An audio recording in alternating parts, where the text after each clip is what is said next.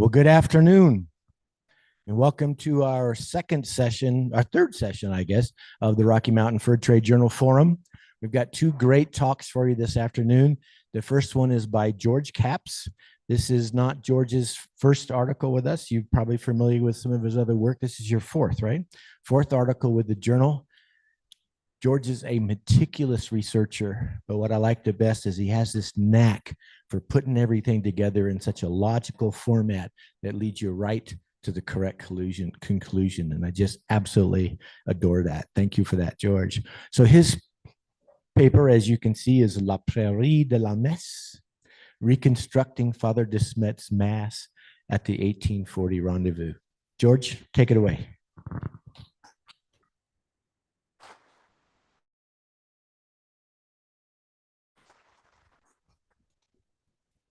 So good afternoon, everyone. Good afternoon. As Jim said, my name is George Capps. The last time I was here, my wife, Mary Rose, and I were on our honeymoon. And as you can see, a lot has happened since then. We're now the proud parents of two lovely daughters who fortunately look just like their mom. So I'm an artist based out of Defiance, Missouri. And my sister and fellow artist, Paule, is not with us today, but the two of us run a studio called Goretti Fine Art.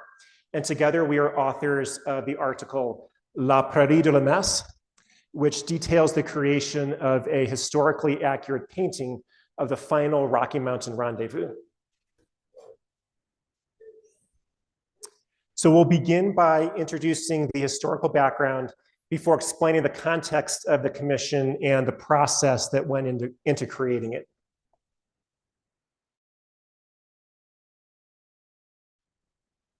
So our painting depicts an occurrence at the 1840 Rendezvous, which was the last of the Rendezvous era. Demand for beaver pelts had plummeted since the heyday of the early 1830s, and the gathering was much smaller than in previous years. Though some old-time mountain men were present, they saw the proverbial writing on the wall and realized it was time to move on to other pursuits. But the significance of the 1840 Rendezvous lies in much more than its status as a bookend closing out the declining days of the Rocky Mountain fur trade. And most importantly, some of the first settlers pioneering the Oregon Trail were present, underscoring the fact that even as one era was ending, another was beginning.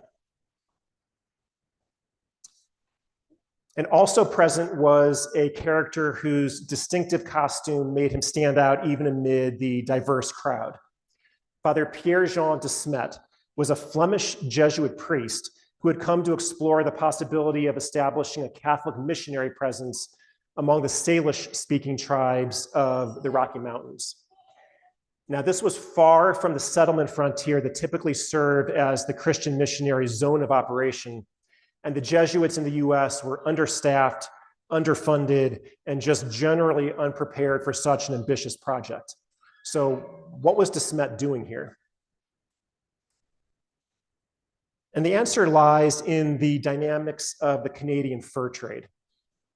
In the 1810s, the Northwest Company was seeking to exploit the fur-rich streams of the Rocky Mountains. And to that end, it hired dozens of Mohawk men from Catholic mission villages near Montreal to serve as trappers in the Columbia Department. And several of the Mohawk fur hunters eventually married Bitterroot Salish, Pend d'Oreille, and Kalispel women and settled among these Salish-speaking tribes of the Eastern Plateau, where they helped to inspire an interest in Christianity. During the 1830s, they sponsored 4 delegations to St. Louis to request that missionary priests be sent to their new home. And it was during the final delegation in 1839 that DeSmet's story intersected with theirs. And this time, the hierarchy in St. Louis finally scraped together enough resources to respond to the persistent appeals from the mountains. And after some deliberation, DeSmet was chosen for the task. He accompanied the American Fur Company's supply chain to Westport the following spring and arrived at the Green River Rendezvous on June 30th. On Sunday, July 5th, just before the gathering broke up, DeSmet offered Mass on a bluff overlooking the valley.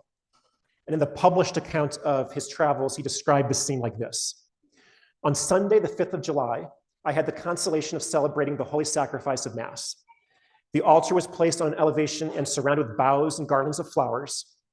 I addressed the congregation in French and in English, and spoke also by an interpreter to the Salish and Shoshone Indians. The Canadians sang hymns in French and Latin, and the Indians in their native tongue. This place has been called since that time by the French Canadians La Prairie de la Messe, which means Prairie of the Mass. So here's a map of the site, and the rendezvous was held in the valley near the confluence between Green River and Horse Creek. And all around is rugged terrain, but there's this little triangular piece of flat tableland that juts up into the valley just east of the confluence. And the Mass was held on the northwestern end of this plateau atop a steep bluff overlooking the valley.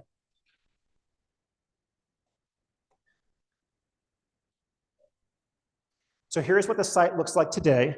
On the left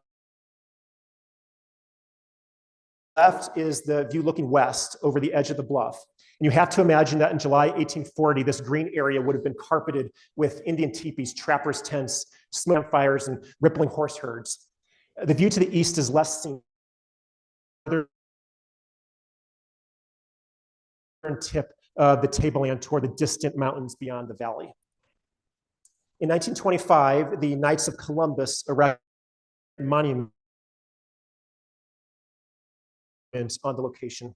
In 1940, a canopy was built and sent to the National Register of Historic Places in 1970. And I think all this commemorative attention is justified, not only because of the event's religious significance as the first public Mass within the boundaries of Wyoming, but because the 1840 rendezvous, of which it was a part, marked a crucial turning point of the Rocky Mountain West. In many ways, Prairie Mass, the dynamics of cultural change that were roiling the area in 1840, such a key role in shaping the subsequent history of its people. And that's where we came in. My sister Paule and I run a store called Go Ready Fine Art, dedicated to producing bespoke. And in 2022, we were commissioned by a private client to create an original depiction of DeSmet's Prairie Mass. Now, we specialize in sacred artwork for churches. So most of what we do looks more like this. But I had created a few Western-themed historical paintings earlier in my career, so I did have some relevant experience to draw on for the very different approach required by such commissions. And people often ask whether Paule and I both actually work together on the same project, and the answer is yes. We are fortunate to have aligned creative vision, but complementary skill sets. And the way it works is that I take the lead on the upfront compositional process. And once a client has approved of a full color sketch, Paule, whose expertise lies in the techniques of the traditional media, takes the lead on executing the final painting. So let's discuss this process in more detail, starting with the element that's particularly important for historical paintings, namely the background research. Now, whenever possible, I like to go back to the primary sources. And when it comes to primary sources on the material culture of rendezvous participants, we of course possess descriptions of eyewitnesses, stories of trade goods, and so forth. But when making visual reconstructions, it really supplement these with visual sources. And for that, two types. The first are extant artifacts, which are quite rare for this period. And second are the sketches of a few artistically inclined early region, most notably Alfred Jacob Miller, who attended the 1837. Miller is is our main visual source in mountaineers. And while his romanticized paintings must be treated with extreme caution, they are valuable when approached judiciously. Responsible for only depictions from this period of Shoshone Indians who predominated among the indigenous people attending the 1840 rendezvous. And again, these paintings can be difficult to interpret, but fortunately his field sketches suggest that 1840 Shoshone material culture was broadly similar to that of the tribes of the upper Missouri River country, who were depicted in great detail and with more ethnographic rigor by George Catlin and Carl Bodmer in the 1830s. So Miller's loose sketches can often be clarified by comparing them with the Catlin-Bodmer corpus. And for the Bitterage, Salish, and Ponderay, we are fortunate to have a body of sketches and miniature paintings by Nicolas Point, a Jesuit missionary and amateur artist living among them in the early 1840s. And these provide tremendous insight into prevailing fashions among Eastern Plateau people at the time. And finally, one of the unexpected challenges of this project was finding good visual reference material for DeSmet's portable mass kit. And after we had been spinning our wheels for a while, one of the experts that we consulted suggested that we start by inspecting photographs of field messes from World War II. And so even though this was a different era, liturgical practice would actually have changed little in the intervening century. And this tip proved helpful in jump-starting the investigation on that front. Now, in addition to the background research, another early task was to prepare for the many depictions of specific individuals that this painting would involve. And this is important because a common in historical art is artists' over-reliance. It's actually a pet peeve of mine, and I could show countless examples of this pitfall in action. An 1821 painting of a British general Sir obviously had access to formal studio portraits of the various officers present ceremony. But in order to achieve convincing likenesses, which means that no one in the assembled crowd is actually oriented toward the main action right here. Even the two generals are giving each other these kind of creepy across as contrived and undermines the sense of authenticity would otherwise be achieved by the research that might have gone into a terrain and so forth. So I spent studying the photographs and other primary source likenesses of the individuals we'd be depicting, reconstruct the structure of their faces, and thereby liberate ourselves from the composed by the studio lighting and the expressions of the reference portraits. In the case of DeSmet, this effort was greatly aided by the discovery of this rare profile view, as well as by a little-known portrait painted before his hair turned gray, to capture his likeness with pencil and paper from an angle and with a lighting scheme different from any of the references. And here are a few more examples of this exercise for the American Robert Newell and the Shoshone headman Little Chief.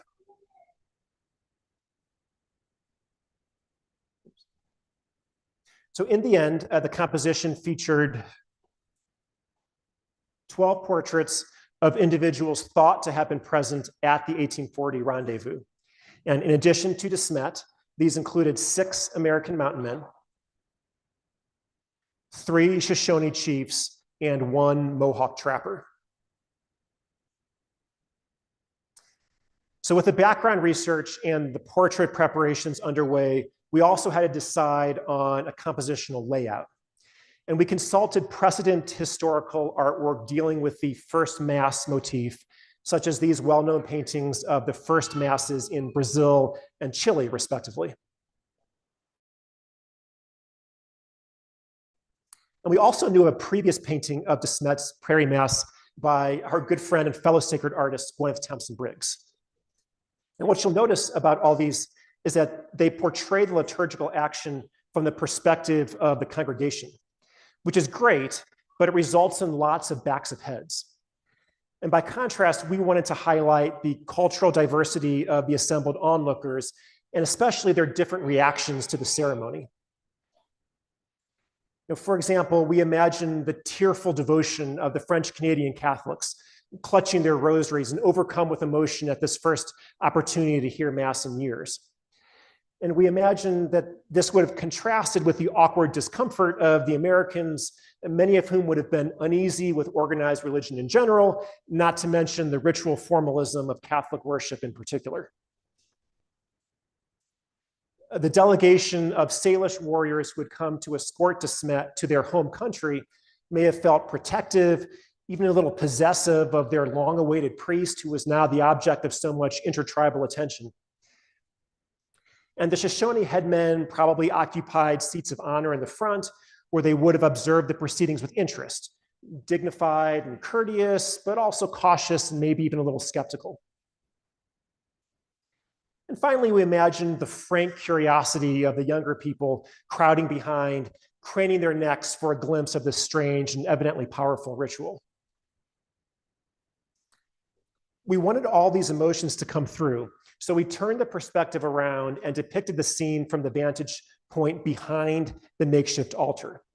And in the resulting composition, DeSmet bows as he consecrates the chalice, while his assistant, Gabriel Prudhomme, kneels beside his altar server. And we didn't want those foreground figures to be the exclusive focus of the scene, though, so we chose a moment when DeSmet would have been in a low-profile posture.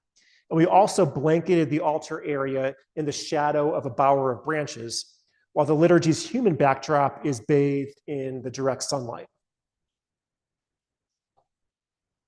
In terms of its geometry, the composition is laid out on a grid, dividing the dimensions into thirds. And this is a common compositional trick to enhance visual interest, especially when key elements are located near the intersection points of the grid. And DeSmet's body forms a rough isosceles triangle or pyramid. That's another time-honored technique, lending the composition a sense of stability and monumental gravitas. And meanwhile, a series of radiating lines converge onto Smet, and that balances out the effects of the lighting, keeping the sunlit background details from becoming distracting by gently leading the viewer's eye back to the liturgical center of interest. So once all these compositional decisions were made, I submitted a color sketch to the client, and when that was approved, I handed the project over to Paule to execute the final painting in oils. And after many months of hard work, here's how it turned out. Now, I'd like to spend the remaining time giving an overview of how our deep dive into Rendezvous era material culture informed the painting. And in this and the next several slides, I'll show comparisons between the figures in our painting and Alfred Jacob Miller pieces that scholars consider to be among his more accurate portrayals of American mountain men. So the one on the right here helped to guide our depiction of Jim Bridger, who wears a fringed leather jacket over a red flannel work shirt and carries a light-colored, wide-brimmed felt hat, in addition to his English pattern J. Henry rifle, which is the model he actually owned in 1840. And persistent stereotypes notwithstanding, bushy beards were not the norm among mountain men at this time. And at least at the Rendezvous, most were either clean-shaven or sported small mustaches with or without a short beard. The mountaineers often wore narrow fall front pantaloons of duck, denim, or leather, held up by suspenders, and there is evidence that they sometimes economized by wearing a single gallus buttoned on one side and strapped over the opposite shoulder. Miller's art shows different styles of homemade headgear used by mountain men when their hats wore out, including this baggy Liberty-style hood. The men were often shod in pucker vamp moccasins, and they kept their tobacco in red, heart-shaped pouches strung from the neck. Here's another example of a leather hunting shirt and tobacco pouch. And finally, hooded coats made of blue cloth, which were similar to but more fitted than the Canadian blanket capote, are frequently seen even in the summer. Oh, there we go. Frequently, the blanket capote right there. Moving on to the Canadians, a popular fashion among both whites and Indians on the northern frontier was a pair of crisscrossed bandoliers for the powder horn and bullet pouch, decorated with floral or curvilinear beadwork. And several specimens of this gaudy accessory have survived for us to reference. This mixed blood man wears a Métis-style coat belted with a worsted wool arrowhead sash. And on the right is a drawing by Frank Blackwell Mayer of a Red River Métis wearing just such a costume. Unfortunately, several of these beautiful Métis-style coats do survive in archival collections, and we were able to study detailed photographs for our reconstruction. The attire of the lone Mohawk in our painting is based on Nicolas Pointe's portrait of him from circa 1842. And he wears a fringed buckskin jacket with red trim, a worsted wool sash, and a mountaineer's wide-brimmed hat. The depictions of the Bitterroot Salish and Pend Oreille warriors were based on dozens of Pointe sketches, including the miniature painting to the right. Scottish visor caps, called peaked balmorals, were the height of fashion among plateau men at this time and are ubiquitous in the Pointe corpus. They were often decorated with horsehair, strips of fur, brass buttons, and bustles of feathers. And quivers were worn across both shoulders with the wide decorated strap horizontal across the upper chest. And the flintlock Northwest trade guns were liberally decorated with brass tacks. And it's just an interesting aside. It is well known among physiologists that squatting on one's haunches is a comfortable resting position for non-sedentary people. So even though it would be difficult for you or me to adopt that position, it would have been unremarkable to see Indigenous people doing so at Rendezvous.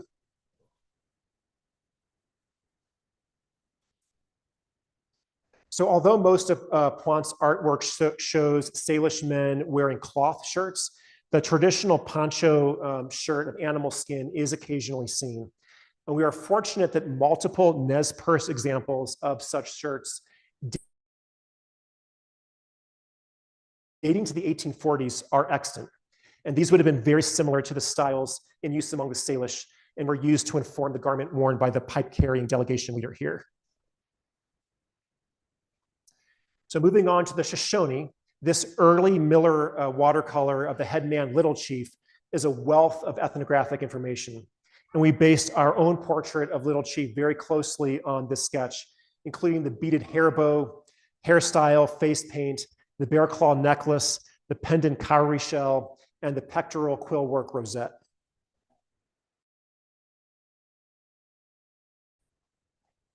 As we learned in Maya's talk yesterday, top hats were a popular status symbol among Indigenous people at this time, and they were often liberally adorned with dyed ostrich plumes, silver bands, and other decorations.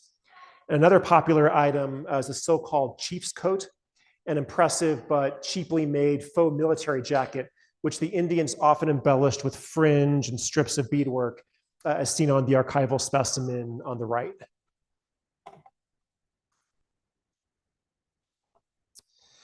So although the Shoshone were less influenced by Canadian fashion than the Salish, there is evidence that the craze for peaked balmorals filtered south to the Great Basin.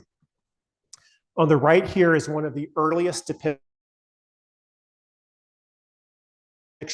of an Eastern Shoshone outside the Miller corpus. And you can see he's wearing a very standard Scottish visor cap. And on the left is a mid-century chief of the Ute, another Shoshonean-speaking tribe. And he wears an unusual olive green colored balmoral with a cloth visor. And remarkably, the very hat he's wearing in this photograph still exists in the collection of the Smithsonian Institution, and we were able to consult detailed photographs for our reconstruction. Lewis and Clark made much of a unique garment that was popular among the Shoshone in the early 1800s. Called a tippet, It was a mantle of fringed otter fur, sometimes decorated with pieces of silver. Meriwether Lewis took one home with him. And 3 decades later, Carl Bodmer depicted an Upper Missouri man wearing a similar article. So we know the fashion persisted regionally into the Rendezvous era. And speaking of silver, trade silver jewelry was common among the Western tribes at this time. One of the warriors in our painting wears a double-barred Southwestern-style cross obtained from the Santa Fe trade. And an elderly chief has donned for the occasion the precious relic of the Lewis and Clark expedition, a so-called season medal that the captains distributed to the various tribes as they passed on their way. Shoshone men wore their plated scalp lock long, and they often attached a series of brass plates to the braid, though our painting's frontal composition means that only one such set is visible in the painting. Another man wears a par-flush sunshade, an indigenous analog of the mountaineers' wide-brimmed hats.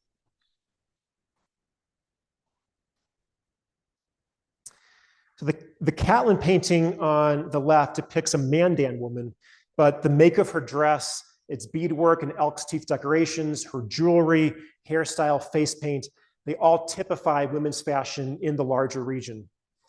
And finally, the photograph of the Shoshone mother on the right shows how the traditional cradle board would have been worn, with the strap across the upper breast and the rear fringe here kind of resting on her shoulders.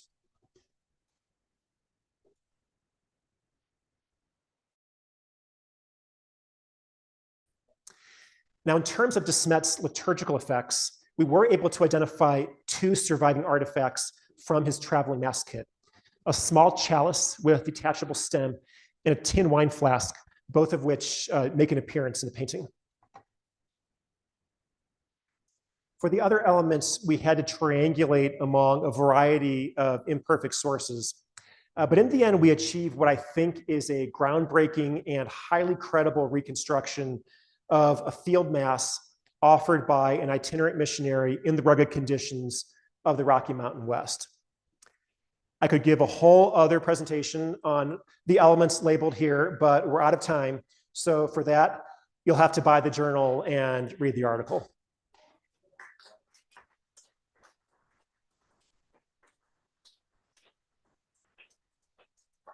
So just to conclude, the public's romantic conception of the mountain man era has long inspired artistic representations, but unfortunately, much of this purportedly historical work perpetuates myths and misconceptions. And the commission of La Prairie de la Messe provided an opportunity to take a fresh look at the primary sources on Rendezvous material culture, and in so doing, to reevaluate pervasive stereotypes. And we hope that the resulting painting and the accompanying article will serve as helpful references for future researchers seeking to envision the era with historical integrity, and as a springboard for further investigation into the role of material culture in negotiating identity in the socially complex world of the Rocky Mountain fur trade. If this talk has piqued your interest, please consider buying a print to take home with you. The museum gift shop is selling 20-inch prints in their store, and high-end Jacqueline prints in various sizes are also available on our website.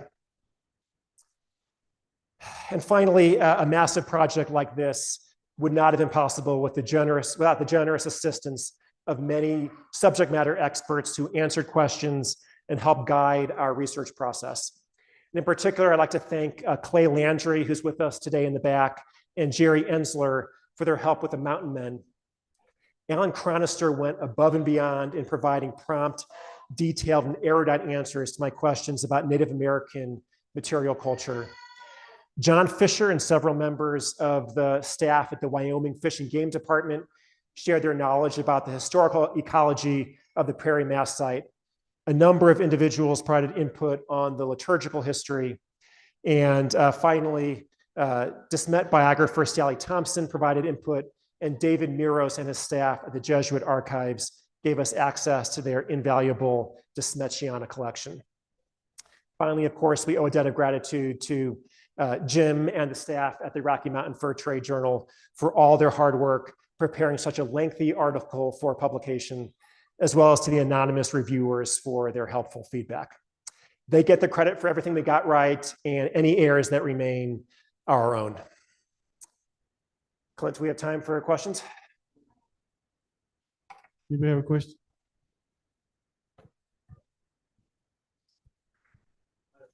Two questions. I noticed the absence or minimalization of facial hair throughout your presentation. There were some full-blown beards, but usually not, very minimal. And I'm curious as to how you made that observation. The second thing is your clients that hired you to do this project, did you accept anything into your artwork based upon what they provided? So those are two great questions. I'll start with the first, which is why do so many of the people of European descent in the painting have kind of minimal facial hair? And the answer to that is that we were basing the facial hair or lack thereof on what we were seeing in the earlier paintings and sketches by Alfred Jacob Miller, who attended the 1837 Rendezvous. And if you look at a lot of his earlier work, the men in those depictions are mostly clean shaven, or they have small mustaches, sometimes with short beards, but you never see the big bushy beards. And by about 1860 or so, the image of the bearded mountain man was beginning to kind of gain currency in the popular culture. And Alfred Jacob Miller, he spent the rest of his career basically cashing in on what he had seen during his time in the West. He set up shop in Baltimore and just produced very romanticized scenes of his time there. And you start seeing in some of his later paintings, the big bushy beard cropping up. And you even see he has several versions of the same scene. In the earlier ones, minimal facial hair. The later ones after 1860, you're starting to see these big beards. And some of that had to do with the way things were changing in the West. A lot of it had to do with just general men's fashion at the time. Throughout the Rendezvous era, beards were not the fashion for men. And then starting around late 1850s into 1860, you start seeing beards become fashionable for men. And so most scholars actually believe that the earlier Miller portraits are more accurately reflecting what he was observing. And many of them have commented it actually would have been somewhat unsanitary for the men to be spending so much of the time in the field with these big bushy lice-ridden beards. And we know they took razors with them out there. And so even though that myth kind of by the late 19th century had become firmly entrenched, we think that it actually would have been much fewer of those big beards would have been seen. Does that answer the first part of the question? Yeah. And then the second part of the question was about how much input the clients were giving us. We've worked with this particular client now on 2 different paintings, and they are on the far end of the spectrum in terms of not providing, being very hands-off with the artist's approach. And we work with clients, almost everything we do is commission-based. So we work with clients who run the gamut from nitpicking over the exact position of everyone's hand, in the scenes. They're saying, I want someone in there to look like my, uncle or something. And we try to accommodate that to the clients who are like, oh, no, you're the artist. Never would I, dare impinge upon your artistic freedom.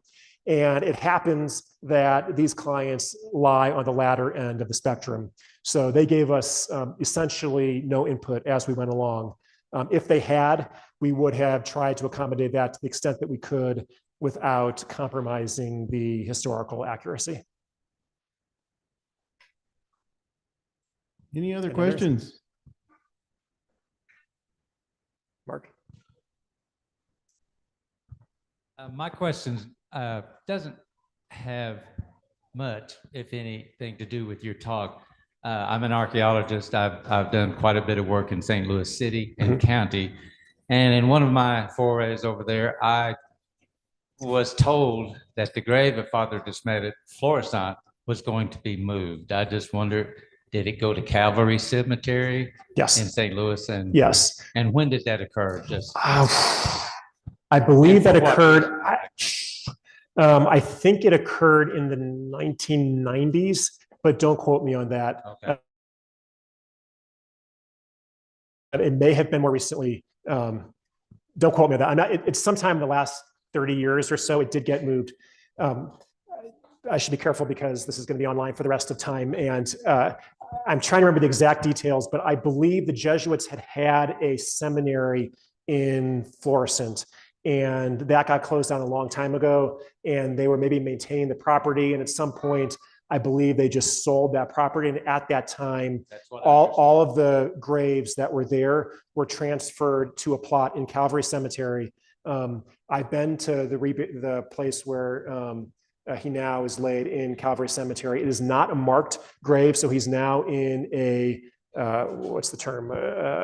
A shared grave, and his name is unmarked, exactly. And his name is just on a list of all the people who are buried there.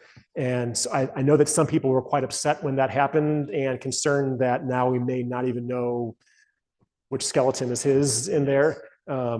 But he's now in an unmarked grave that does have sort of a monument commemorating all the people who were transferred there sometime in the last few decades. Well, may he rest in peace. Amen. And I will tell all of you who have not been there, the Bell Fountain Cemetery and the Calvary Cemetery are separated by one road.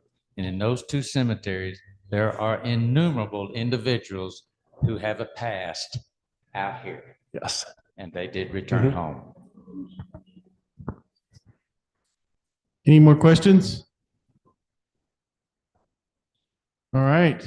Thank you so much. George. Hand it over to Tim.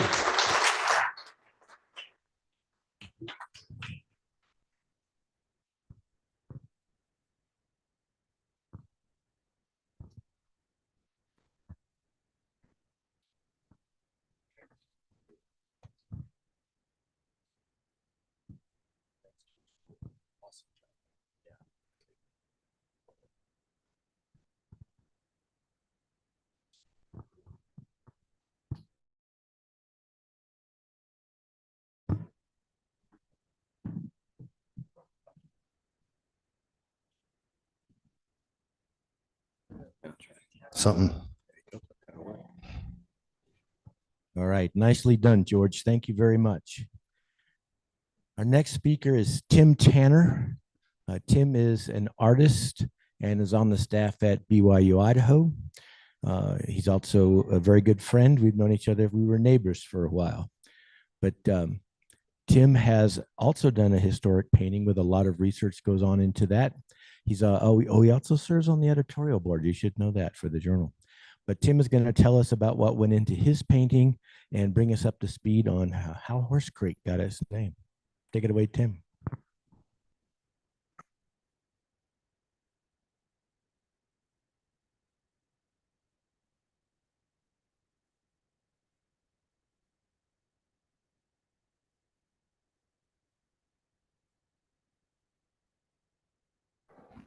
Okay, you should be able to hear me. Are we good? You can hear me okay?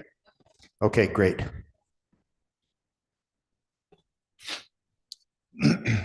I could tell you the simple story of this painting in about 5 minutes, but it would kind of just be the tip of the iceberg. And when you are painting a painting, as George could easily attest to, you have lots of times to think, lots of time to think about this situation. So there's a thought that I want to ask you individually. Before I start this, I have a question for you, or maybe better said, a question that you could be asking yourself for a few minutes. And that question is this: if you were the first person to stand on the moon, what kind of feelings do you think you would have? Couple of thoughts. You might think, wow, this is really neat. Or you might think, I'm going to be famous. Or you might think, wow, I've wanted to do this my whole life. But there would probably be a few feelings also like, I hope when I step on this dirt, I don't like sink in 18 feet. Or I hope when I take this first step, I hope there's enough gravity on the moon that it's not like 1,000-yard step, right? Or things like that. Anyway, we're going to return to that thought in a few minutes, but you can be asking yourself that question. What would I feel like if I were the first person to stand on the moon? In the meantime, we'll jump into the painting.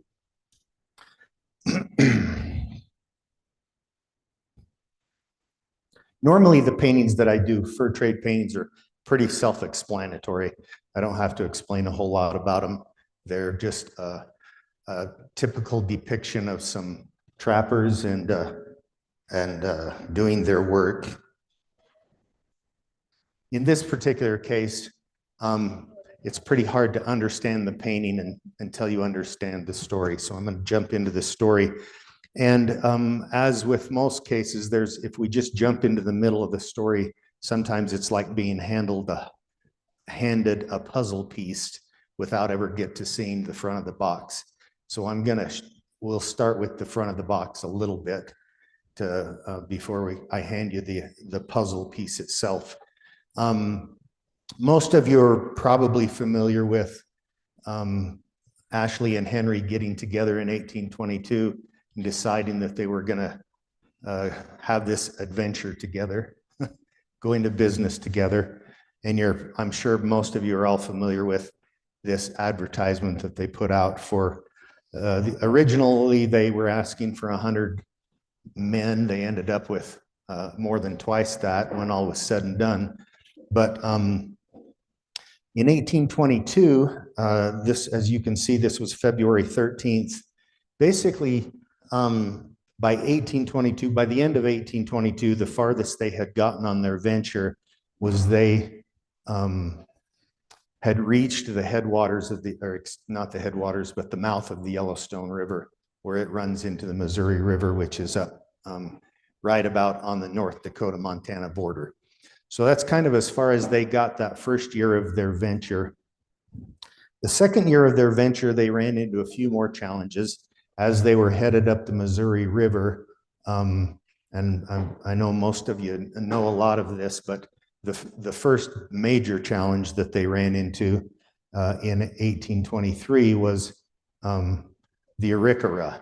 And they ran into the Arikara right around, I don't remember the exact date, I want to say the end of May, first part of June. May 30th rings a bell, but I could have that within a day or two. They ran into the Arikara, and the Arikara didn't want them to go any farther up the river because the Arikara were already trading with the tribes upriver, and they didn't like the idea of the white men going past and taking them out of the middleman picture. So 1823 had significant challenges for Ashley and Henry, and the Arikara fight was kind of the biggest one. It took most of the summer for him to get all of that wound up. I won't go into a lot of detail about that because there's plenty of other places you can find that, but it was really the end of the summer. It was August before they really got past that hurdle. So during the early fall, they started running into a few other challenges, not as big as the Arikara fight. They had started to send their parties across land instead of up the Missouri River. One of the parties was Andrew Henry was taking Hugh Glass and company were on their way up there. Jedediah Smith was leading another company of men toward the west. And within just a few weeks of each other, each of them obviously had their grizzly bear attacks. So 1823 was filled with challenges, which basically meant that by the fall and when the winter of 1823-24 was coming on, they still weren't in the Green River Valley. Now, I've never found documentation of this, but personally, I think Andrew Henry, having been out here this direction a decade before, he hadn't been in the Green River Valley, but in the 10 years since he had been out here, I think he had probably found out a lot of information about had heard about possible beaver trapping and abundance of beaver in the Green River Valley. My bet would be that he probably pulled Jedediah Smith aside at one time and said, when you get out there, make sure you get into the Green River Valley because there's supposed to be a lot of beaver in there. So again, I don't have documentation of that conversation or anything, but reading the tea leaves and knowing how much Jed Smith wanted to get into the Green River Valley, that would be my guess.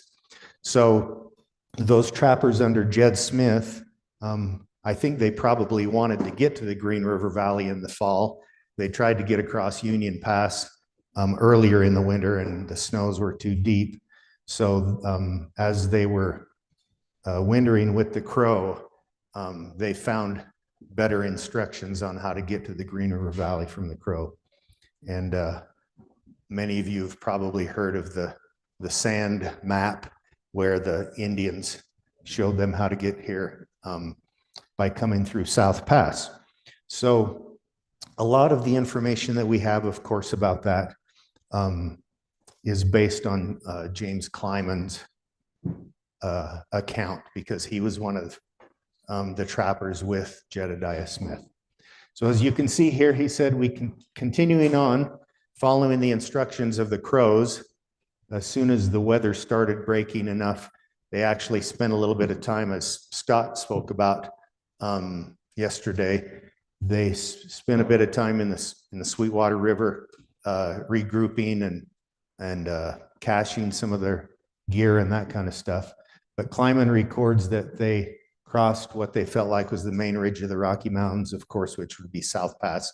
If you're down there, as a lot of you would know, it's hard to tell when you've crossed from the east side to the west side. It's just kind of a gradual. So he figured that they had crossed over South Pass during the month of January, and the 15 days without water, I'm sure they and their horses just had snow to eat, or to drink, basically. On the 20th of February, they reached the Green River. We don't know exactly where they reached the Green River, but Kleiman records that they reached the Green River on the 20th of February, and he had the luck of killing a couple wild geese. It had been a difficult winter for them. They hadn't had a lot to eat. Once they hit the Green River, Jedediah Smith,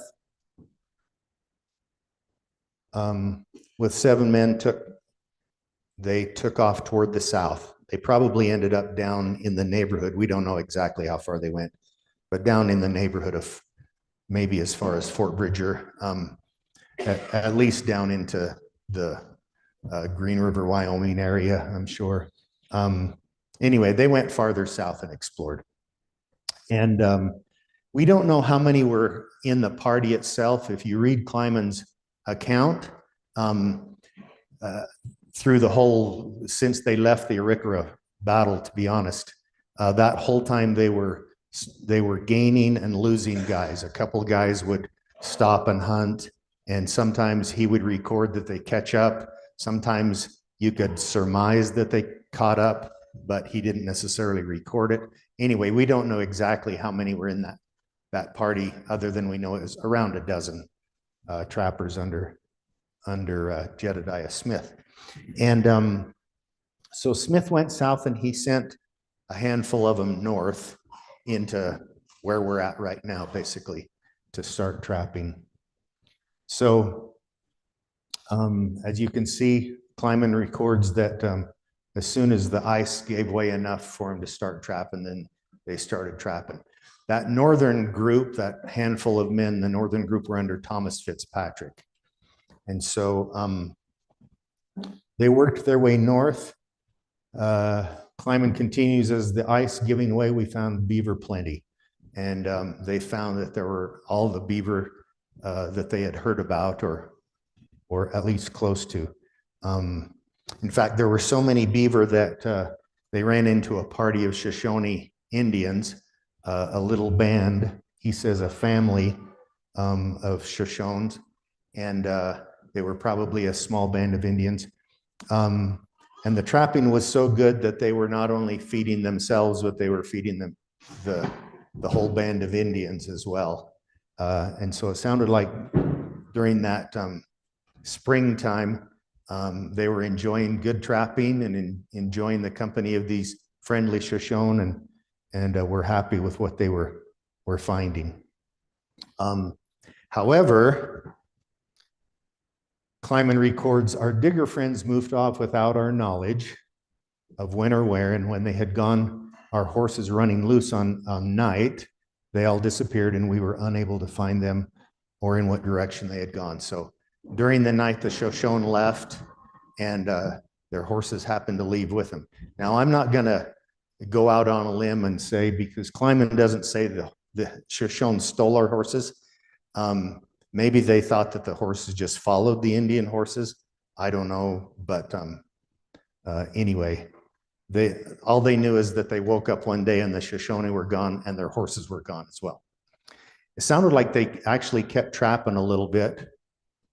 He doesn't say why, but probably maybe hoping that the Shoshone were only going to be gone for a few days or something like that. And when they returned, then their horses would return, or et cetera. But it sounded like they actually kept trapping for a week or two before they actually, they didn't immediately go off for their horses. They were all supposed to meet back up with Jedediah Smith on the 10th of June over on the Sweetwater River where they had cached their supplies in late winter. So, so Kleiman says, when the 10th of June was drawing close and we had promised all who were alive to meet at the cache on Sweetwater. Is Scott in here? There's Scott right there. Since Scott plagiarized one of my pictures, I plagiarized one of his. Anyway, so they knew they needed to be back there by the 10th of June. Because they were horseless, they had a lot of equipment that they really didn't want to pack on their own. And so he says, accordingly, we cached traps and furs, obviously dug a hole, built a cache for their traps and their furs. And he said they hung their saddle and horse equipments on trees to set out for the Sweetwater. It's interesting, you don't often run across accounts of trappers hanging their horse equipment in trees. And so we have to kind of take an educated guess why they hung their horse equipment in trees. My dad was a saddle maker, so I happen to know a little bit about horse gear. My guess is for two reasons. First of all, in a cache, that horse equipment with all the rawhide and those kinds of things could more easily get moist and damaged and that kind of stuff. Of course, they couldn't leave it on the ground because critters like porcupines, for example, love to eat rawhide. So they would have come back to most of their horse equipment gone. So for those reasons is my guess that why they hung their horse equipment in the trees. Plus they probably was trying to hide it a little bit so that it wouldn't get stolen as well. So piecing all that story together, we come up with this painting. It's somewhat interesting that George and I are both speaking of paintings today that the locations of our two paintings are within a couple hundred yards of each other. I'm sure Clinton thought of that when he put us both together, but it's kind of interesting. So George's painting takes place up on the bluff, and this takes place right down at the base of the bluff. So in a minute, I'll get to how I put a painting together. But I want to return back to our moon landing analogy for just a minute. I would imagine, and one of the few of the thoughts that I had as I was painting this picture is that they were probably, these trappers, there was probably a lot of enjoyment that they were getting out of, kind of doing what they wanted to do. They were certainly doing a business. There was a certain amount of, we've got to accomplish the job here. So I'm sure that they were very diligent in accomplishing the job they were supposed to. But I would also bet in the back of their minds at any given time, they were thinking, man, I hope this works, right? You can imagine if we went to the moon, and the reason I use that analogy is because it's probably the closest way that we could understand some of the feelings that they may have had. In some ways, the astronauts on the moon could get home a lot quicker than the folks yeah, on the frontier in 1824. The Moon folks could come home in a week or two, and it took these guys a couple of months to get back home. So they were a long ways from home. Now, obviously, you can walk home from the Green River Valley. You can't walk home from the Moon. So that's an important distinction. But they probably had a lot of the same feelings. We haven't really been here. Nobody's done this before to some degree. Just at the back of your mind, there would be a little bit of anxiety at any given time. You'd just be saying, I don't know what tomorrow brings, so I'm just going to have to take it one day at a time. If you were on the Moon, probably the biggest thing you would be thinking is, I hope we don't have any equipment malfunctions, because that's the thing that's going to make us dead in the water, is if we have equipment malfunctions. To some degree, the morning they woke up without their horses, they were probably thinking, you know what? This is a major equipment malfunction, because suddenly we have a situation where things are a little bit more complex now. We don't know how we're going to get all our furs home. We don't know, exactly how this is going to play out. We got to figure out a couple of plan Bs here. And so I'm sure for them, they were kind of feeling a lot of those feelings that day that they were doing this. Fortunately for them, they ran into the Shoshone and their horses within a day. So their anxiety didn't probably last as long as they expected it to last. And as Scott mentioned yesterday, through some negotiation, both friendly and threatening, they were able to get their horses back. They ended up coming back to their cache and getting all their furs and traps, and of course, getting all their horse equipment out of the trees, and was able to basically push on. And for a few weeks, life was pretty good until they had to take a couple of long walks. And to go into that story, you're going to have to buy the journal and read Scott's articles, right? Anyway, so this basically is the month or so leading up to Scott's articles. So that's more or less the story of these men under Thomas Fitzpatrick. Clint talked to me probably close to 2 years ago now about this painting, and this happened where Horse Creek runs into the Green River. So that's how Horse Creek got its name, was from this account. This is where their horses were stolen. So from that point forward, it was called Horse Creek. And so when the trappers said, we're going to Horse Creek, everyone knew exactly where they were talking about, because there's only one place where the Horse Creek runs into the Green River. And in fact, 6 of the 16 rendezvous that were held from 1825 to 1840 were held right there at the confluence of Horse Creek and the Green River. So it became a very important location to all of the trappers, not just this handful of trappers. So that's the story of the painting itself. I'm going to now tell you a little bit about the artistic journey behind the painting. Do you have any questions at all before I jump to that about the story itself?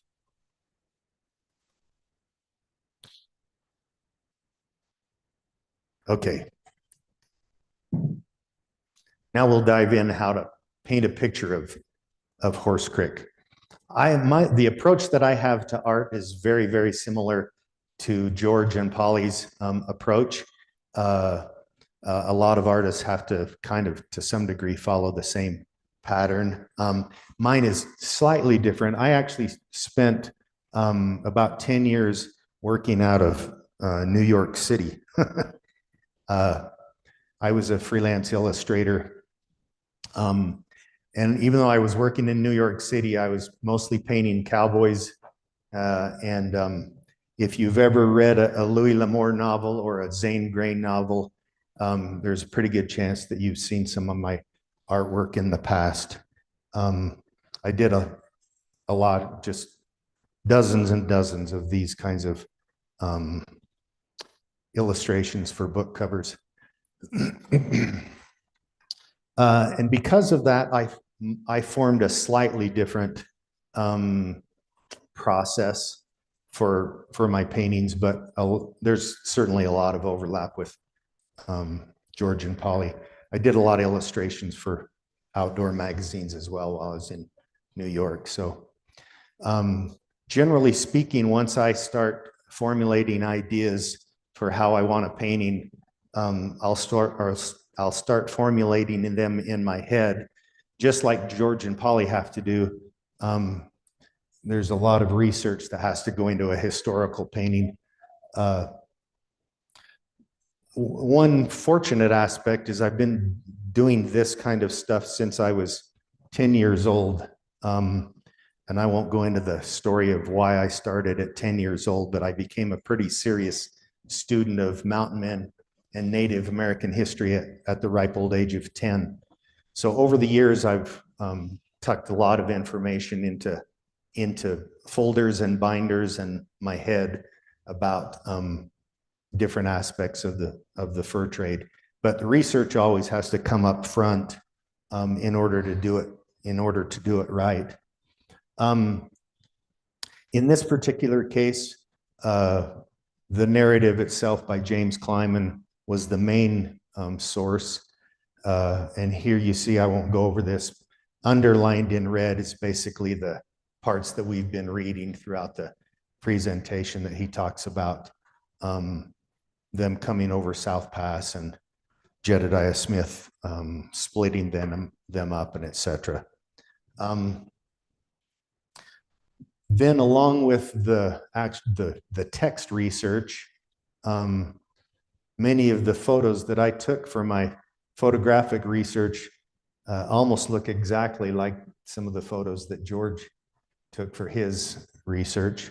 This is up on the bluff where the Prairie de la Messe took place, but it gives you a good view of the valley there where Horse Creek runs into the Green River.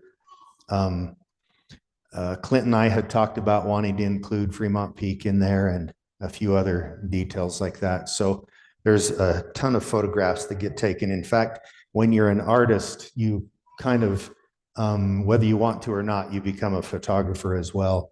And you take photographs that no one else would take of bushes and trees and things like that, just so that you have, it's not uncommon to, especially for a painting this big, to be working from 50 or 60 or even 100 photographs sometimes, that you're just getting little bits and pieces off of those things. Of course, that's the location itself. I also acquired the help of a band of ruffians that I happen to know. At Fort Bridger a couple of years ago, I happened to have some friends from the American Mountain Men organization that we belong to. So I grabbed, as you can see, about a half a dozen of them, and we took about 1,000 pictures over the next hour or so. And here's just a few samples of some of those photos. When I'm taking photos of the models, generally speaking, of each model, it's not uncommon to take 40 or 50 pictures. And then when I start assembling them into the painting itself, it's not uncommon to do a little bit of mixing and matching. So sometimes you'll have, from one model, you might have six photos that you're working from, and you're using this hand and that head and that foot and this arm and etc. You do a lot of mixing and matching from the different photos. You can see I kind of had in my mind already what kind of images that I was going to end up with. So with each of these, as I was shooting the models, you'd get all kinds of different poses, because then when I got in my studio, I would have plenty of photos to choose from to display exactly what I wanted to show. And I'm showing, like I say, about 3 of each one, but my camera roll would have, about 40 shots of each of these models. While I'm on this one, there was a great question about beards. And this is Robert. You're in here. Are you in here, Robert? Robert is our model here. Oh, there's Gayla. Oh, where's Robert? Anyway, this is Robert. He's been wandering around here. You won't recognize him because he shaved his long beard off about a month ago. Because these were the trappers in 1824 and they had just spent the winter with the Crows, I wanted to show kind of a fairly wide range as far as facial hair went. I wanted to show maybe a couple of them that looked like they hadn't shaved all winter, a couple of them that looked like maybe they had kept shaving throughout the winter. Back here, obviously this, we don't, other than knowing Thomas Fitzpatrick was there and James Kleiman was there, we have a few other names. He didn't specifically say which trappers went with Jedediah Smith and which came with Thomas Fitzpatrick. So at this point, I wanted to take a little bit of show a range of the type of mountain men that you would have seen. It wasn't uncommon at all to have trappers along that were of either Native American descent or a lot of half-breed descent. A lot of the Native American descent were displaced tribes from back east, Delaware, Shawnee, Cherokee, those kinds of Native Americans who no longer had a home in the East and they still wanted to keep working hunting and etc. So they came out and they were trappers. So that's why I included one trapper who looked like he possibly had Native American or half-breed descent. But you'd have found all kinds of ethnic groups and there's, again, I wanted someone with kind of a little bit longer beard with others who didn't have much. This was, is Chandler in here? James, I had in mind about 4 or 5 different options of how I was going to compose this painting when I got back to my studio. And so there were actually lots of pictures that I took that didn't get included in the painting. This, I was going to put one other trapper up in the tree, putting a saddle on a tree branch. But when I came to the actual composition, I decided to eliminate that trapper. When they would dig a cache, they would put the dirt on a blanket or a tarp. The reason is because they needed that cache to be in a place where the Indians wouldn't find it. They didn't, you couldn't have signs nearby that there was a cache there. So they had to hide all the evidence, so to speak.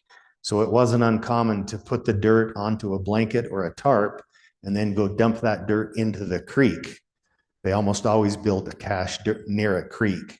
You had to make sure that it wasn't too low because the water could seep in and ruin your cache.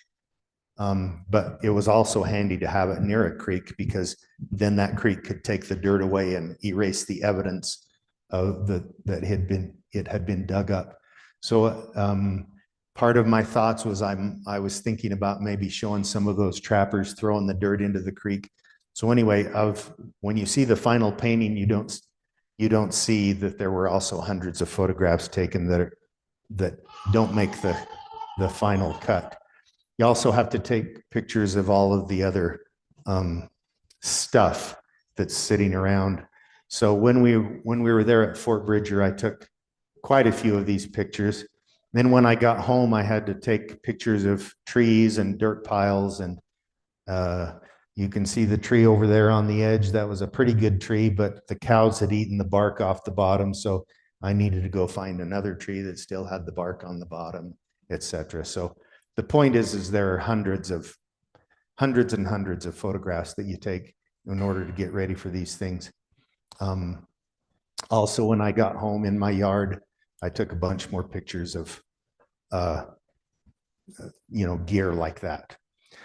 And then as you're also working your way through the process of creating the painting, there are always questions that pop up. For example, what type of saddles would they have had in 1824 in the Green River Valley? I pretty well already knew the answer to that because saddles is something that I study a lot, but it's pretty common in the middle of the whole process to again have to jump back in and do some more research to figure out, here's a question that I don't know the answer to. And I need to make sure that every little detail of this painting is going to be correct. This is as I started on the painting. I actually do a pencil drawing. And this is similar to what George was showing. Once I get all those photographs together and I decide on my favorite poses of each individual or my combination of poses, I do a drawing in pencil on my canvas so that I've got everything in the right place. This is something that I did as an illustrator. It just kind of makes the process go a little bit better for me. So this is my system, but I draw in pencil this every figure, and then I start adding the colors and adding the colors and adding the colors and adding the colors, and you do that for about 3 or 4 months. One of the challenges to this particular painting is that there are so many aspects. In a good painting, the artist will lead your eye through that painting. You'll first look at this area, and then you'll look at this area, and then you'll look at this area. Otherwise, the whole painting would hit you like a shotgun effect. If the artist isn't cognizant of that hierarchy that needs to take place, then it's actually one of the big, I teach art at a university. So one of the big signs that a person is more of an amateur artist is that the painting won't hit you in this rock might be more important than the trapper, for example, or everything is hitting you all at once instead of this and then this and then this and then this. When there's this many components to a painting, even after you get the objects painted themselves, there's a lot of adjusting that has to go back in with contrast and colors and that kind of stuff, just so that everything doesn't hit you all at once. So you can see kind of some of the details of each of these parts and all the little parts of the painting. Most of you have probably seen it, but the actual painting is hanging in the museum if you want to get any close-up looks at the painting. So basically, that's how I attack doing the paintings. There's research into every one of these little articles, just like George talked about. Every little item that you see has been researched. I won't go into all of the details. George covered it really, really well, but it's a similar process. So that's how you do a painting of Horse Creek. Any questions?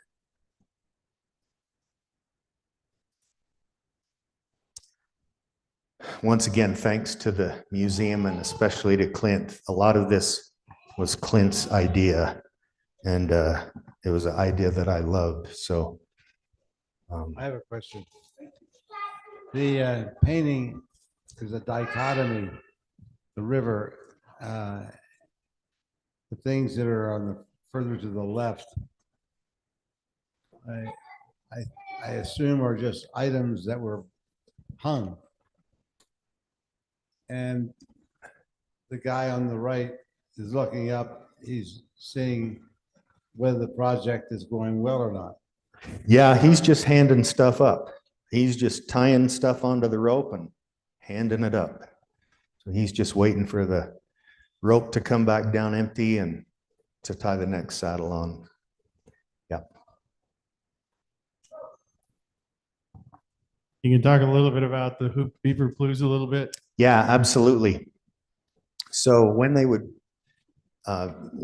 package up their plues to take them back east, they would, in order to, they would take obviously the hide off of the beaver. They would skin it. Beaver are really hard to skin. They're one of the hardest animals there are to skin, and you have to take a lot of the flesh off the back. And then they would dry them on the hoop. And that's how they would, the best way to dry them. But then they couldn't, if you had hundreds of beaver hides, you can't take all those hoops. They would be very cumbersome. So you'd actually take the beaver plume off of the hoop, and you would fold it almost like picture a taco shell. You'd fold it in half, with the hair in to protect it. And then you would take another beaver hide and do the same. And you would fold all these beaver hides together like that. So the outside actually ends up looking kind of a rectangular shape. Inside is where all those curves are at. Once they got a bunch of them together, when I say a bunch of them, it might be 50 of them or it might be 30 of them. It depended on their weight, because they couldn't carry a bale of furs that was, say, 150 pounds. In fact, they wanted their bales of fur to be about 80 to 90 pounds, because that was just the right size for a horse. Interestingly enough, if you pack that mule with 200 pounds every day, that mule won't last as long as if you pack it with 180 pounds every day. So they would actually shoot for about 80 to 90 pounds in a bale, because they knew 2 of those would be, in the neighborhood of 160 to 180 pounds for a mule, and that would be just about right. And then they would wrap them up. Those hides needed to stay as protected as possible in order to make the trip to St. Louis. They couldn't be, rotted or anything like that. So they would wrap those hides into a bundle, and which they would call a bale. And then, of course, if they stopped to make a cache, they would have to put 3 or 4 of these, or 6 or 8, or however many bales they had, they'd have to put into the cache. One interesting aspect that I'll talk about, you notice the guy that's standing down in the hole. That hole is probably about 3 feet deeper, but I didn't want his head just sticking out, to be honest. For a compositional element, I didn't just want his head to be sticking out. So that would be as if he were standing on a bale or something like that, putting more down inside. And then it probably wasn't uncommon for them to dig a hole when they dug the cache. Nothing says the hole has to go straight down. They would probably kind of dig into the side of the hill as well. So he would be taking these bales and tucking them into the side. Part of the reason he doesn't want to go straight down is, again, he doesn't want to get down to water level where the groundwater can seep in and ruin all of those.